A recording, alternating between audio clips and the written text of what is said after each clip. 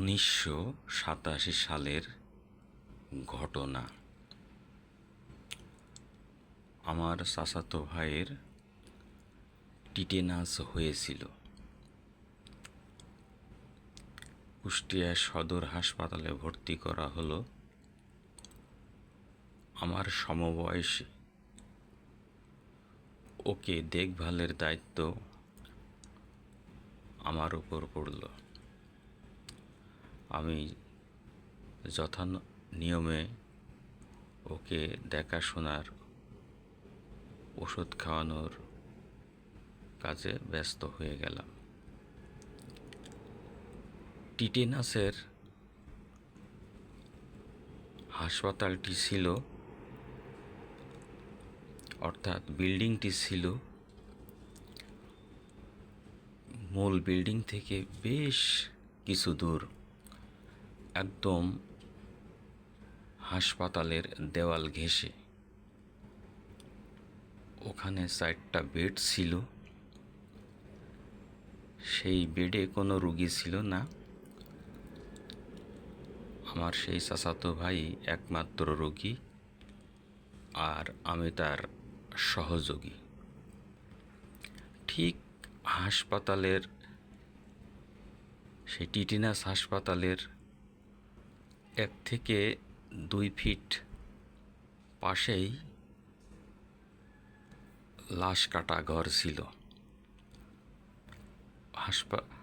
হাসপাতালে ঢুকতে গেলেই সেটা ঢোকার সময় ডান হাতে এবং বের হওয়ার সময় বাম হাতে পড়ত। লাল রং দিয়ে লেখা ছিল লাশ কাটা ঘর। তো যাই হোক, ওখানে চিকিৎসা শুরু হলো। আমিও থাকি। আশেপাশে কোনো মানুষজনের তেমন পদচারণা পায় না। মূল হাসপাতাল থেকে একটা পথ ছিল, জাস্ট একটা রিক্সা ভ্যান আসতে পারে বা যেতে পারে এমন একটা পথ। পাশে, এখন হাসপাতাল হয়তো অনেক পরিবর্তন হয়ে গেছে, তখন পাশে বেশ খোলা জায়গা ছিল। সেখানে বড় বড় ঘাস জন্মাতো। লাশ কাটা ঘরের সামনে একজন মাঝে মাঝে আসতো, কিছুক্ষণ বসতো। লাশ কাটা ঘরের দরজাটি ছিল একটা পাট।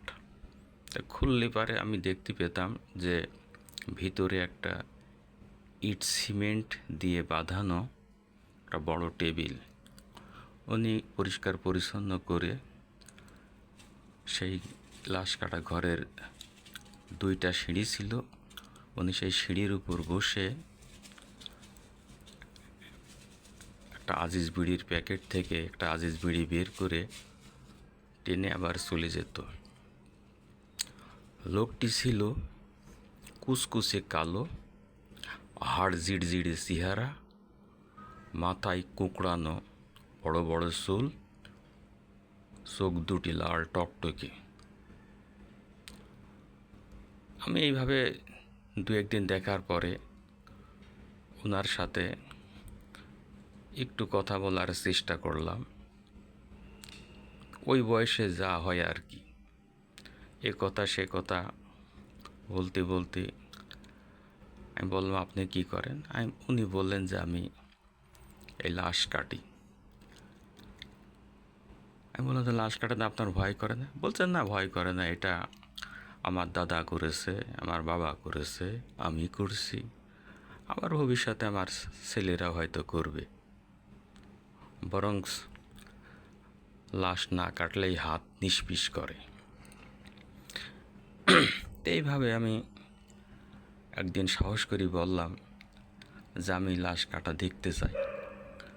তুমি আমার দিকে ওই বড় বড় লাল চোখ তুলে তাকে বলল, ভয় পাবে না তো? আমিও সাহস করে বললাম যে না। তিনি বললেন, ঠিক আছে, অপেক্ষায় থাকো, লাশ আসলে তারপরে তোমাকে লাশ কাটা দেখাবো। হঠাৎ একদিন সেই লাশ কাটা ঘরের সামনে একটা খোলা ভ্যানে ওই পাটি দিয়ে জড়ানো একটা লাশ। আমি ওষুধ কিনতে গেছি, এসে দেখি যে ওইভাবে কোনো লোকজন নাই, ওইভাবে একটা লাশ ভ্যানের উপর রাখা আছে। তাই আমি মনে মনে চিন্তা করলাম যে আজকে আমার হয়তো সেই সুযোগটা আসছে, আমি দেখব। তেমনি কিছুক্ষণ পর আসলেন। আসার পরে একজন ডাক্তার আসলেন, অ্যাপ্রন পরা, সাদা অ্যাপ্রন পরা। ওনার হাতে একটা পাতিল। তো উনি কী যেন সেই পাতিলের উপরে মার্কার দিয়ে একটা কাগজে লিখে ওনার হাতে দিলেন। উনি নিয়ে যেয়ে ওই পাতিলটা টেবিলের উপর রাখলেন। তারপরে ওই লাশটা সেই টেবিলের উপর নিয়ে গেলেন। আমি যেহেতু খুবই কাছাকাছি, আমি সবই দেখছি, আমার সেই রুগীর বেডের কর্নারে বসে। ডাক্তার চলে যাওয়ার পরে তখন আমি বের হয়ে ওনাকে বললাম যে সত্যি আমি দেখব। তুমি আমার দিকে তাকে আবার বলে, ভয় পাবা না তো? আমি বললাম যে না। তুমি ঠিক আছে, আসো। আমি ওনার কথা শুনে ভিতরে লাশ কাটা ঘরের ভিতরে ঢুকলাম। তেমনি বলে যে আমার এই ডান সাইডে তুমি দাঁড়াও। আমি ওনার ডান সাইডের থেকে প্রায় 1-1.5 ফিট পাশেই দাঁড়াইলাম, এবং সামনে যে লাশটা রয়েছে বাঁধা অবস্থায় আমিও দেখতেছি। তখন উনি ওনার একটা টুল বক্স বা লাশ কাটার যে যন্ত্রপাতি সেইগুলোর একটা বক্স বের করলেন। বের করে ওখান থেকে একটা চাইনিজ কুড়োল, কিছু চাকু বের করে ওই লাশের পাশে রাখলেন। তারপর আমার সামনেই আস্তে আস্তে ওই লাশের বাঁধনগুলা খোলা শুরু করলেন। আমি খোলার আগেও জানি না এটা পুরুষ না মহিলা, ছেলে না বুড়ো। খোলার পরে টের পেলাম যে এই 25-30 বছর বয়সের একজন মহিলা, গায়ের রং ফর্সা, আর যেহেতু মারা গেছে আরও ফ্যাকাশি টাইপের হয়ে গেছে। তেমনি পরনে আছে ব্লাউজ, শাড়ি আর পেটিকোট। তেমন উনি সব কিছু খোলার পরে ওনার যে চাইনিজ কুড়ালটা দিয়ে প্রথমে ওনার ব্লাউজটা খুলে ফেলে চাইনিজ কুড়াল দিয়ে তার বুকটা ফেড়ে ফেলল। আমি দেখছি, ফেড়ে ওই বুকের ভিতর থেকে মোচা আকৃতি একটা পদার্থ আছে, ওটা কলিজা না, ওটাকে গুদ্দা না কি যেন বলে। তো উনি বুকটা ফাঁক করে ডান হাত দিয়ে আগে ওইটা ধরলেন, তারপরে বাম হাত দিয়ে গলার দিকে একটা চাপ দিয়ে একটা মোচড় মারলেন। একটা মট শব্দ হলো। ওটা ভেঙে ওখান থেকে বের করে নিয়ে এসে ওই পাতিলে রাখলেন। শব্দটা আজ বহুদিন হয়ে গেছে, তবু আমি সেই শব্দটা এখনও আমার কানে শুনতে পাই। এরপরে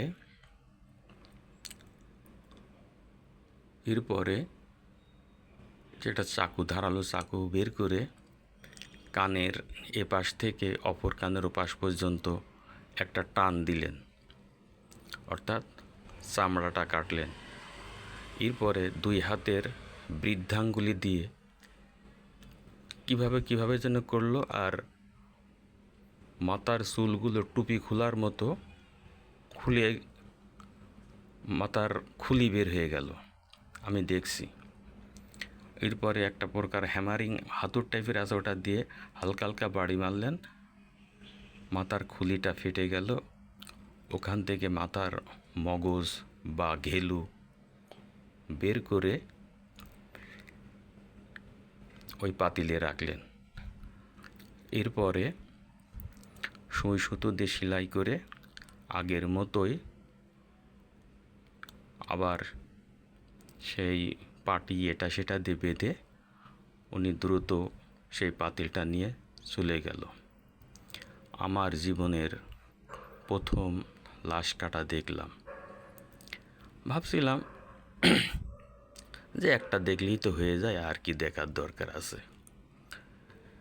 তো ওনাকে আগে একসময় বলেছিলাম যে কবে আসবে, উনি বলেন যে আসলে এগুলা ঠিক নাই, এমন দিন আছে 4-5টাও আসে, আবার হয়তো মাসেও একটা আসে না। এগুলো তো আর নিজের হাতের ইচ্ছা না, যখন ঘটনা ঘটে বা রুগীর মানুষেরা অবজেকশন করে তখনই এইগুলি কাটাইখানায় আসে।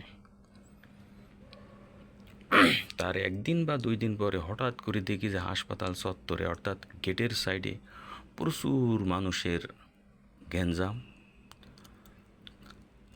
এরপরে ওই সেম উপায়ে আর একটা লাশ আসলো।